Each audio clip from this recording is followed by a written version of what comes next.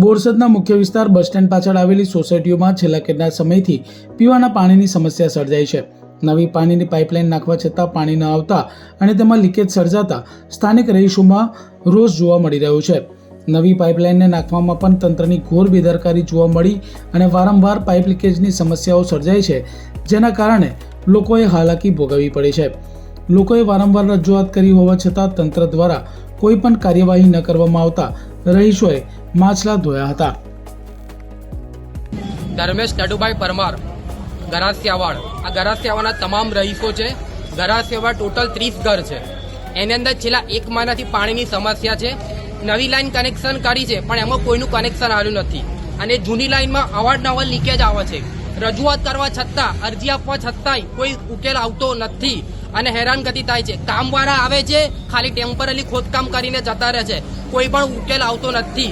છેલ્લા બધા પાછળવાળા ઘરોને તકલીફ પડે છે અને ફોર્સ પાણીનો આવતો નથી। છેલ્લા 1 મહિનાની તકલીફ પડે છે।